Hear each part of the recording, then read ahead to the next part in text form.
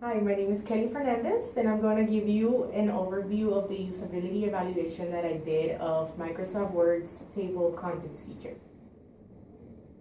There were 3 goals in my evaluation. The first one was to evaluate the visibility of Microsoft Word's ribbon. I wanted to see if the table of contents feature is located in a place that's intuitive enough for the user to find it. My second goal was to evaluate the efficiency and effectiveness of the table of contents feature. So are users actually able to use this feature to create table of contents? My third goal was to evaluate the feedback of the table of contents feature. So are users able to understand the messages that are being given by this feature?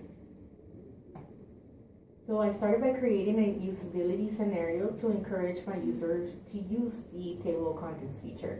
So they were told that they were in a technical writing class and that they were creating a lengthy technical document which required a table of contents, and that by using the feature, they were able to have this table of contents be automatically updated each time new content is added to the document, and that also they could use this feature in any future classes that require them to have table of contents in lengthy documents.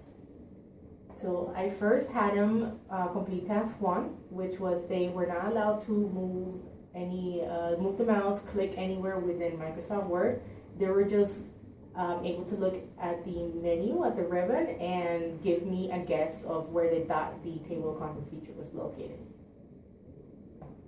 Task 2 is where I allowed them to actually click and where they thought the table of contents feature was located, to see if it was located there and see if they were able to find it. And if they weren't able to find it, I asked for their feedback as to why they thought that the table of contents feature should be located somewhere else, or any other obvious places where they think it should be placed.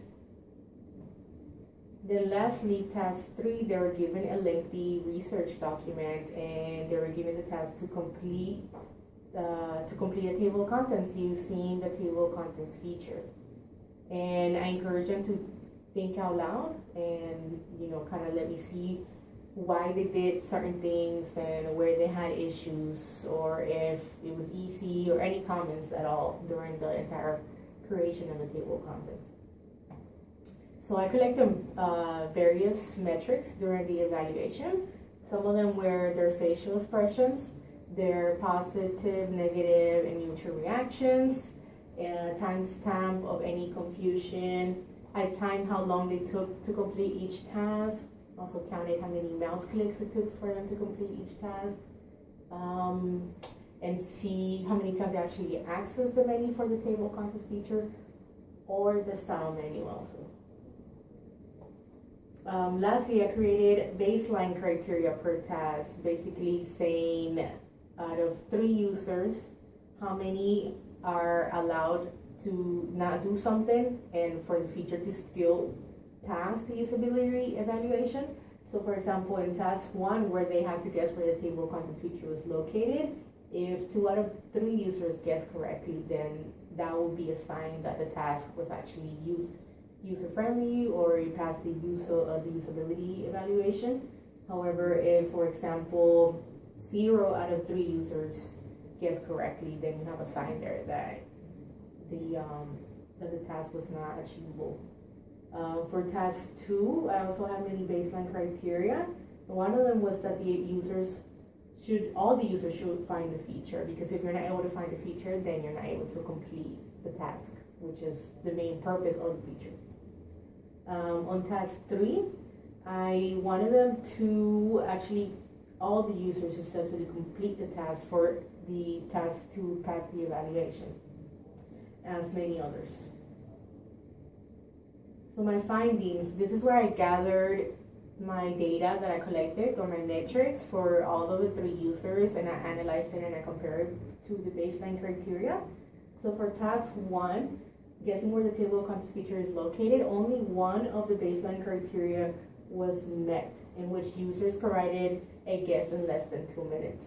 Everything else, the users, for example, 2 out of 3 users guessed correctly, That was the baseline criteria. 0 out of 3 users guessed correctly as to where the table of contents feature was going to be located. So that just gives you a look into how difficult the task was to complete. So task 1 failed.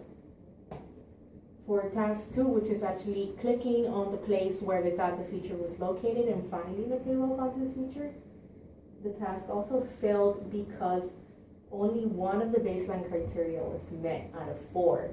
And so for example, only 1 out of 3 users was able to actually find the feature, and 0 out of 3 users was stated that the feature was easy to find. So basically they had trouble actually just finding the feature. And then for task 3, which is actually creating the table of contents using the feature, none of the baseline criteria was met. Only 1 out of 3 users was actually able to complete the task, which was to complete a table of contents. Everyone else had negative comments, took longer than 5 minutes, they did not understand the language on all the screens, and they needed help using the feature, like going to Google or going to Microsoft Word's documentation.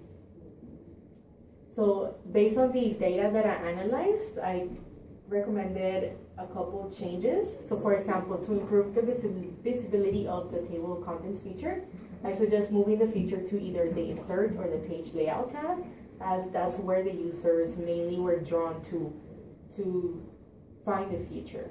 But however, it's located in the references tab, which they do not associate it with. For effectiveness concerns, I suggest that they provide clear and non-ambiguous instructions.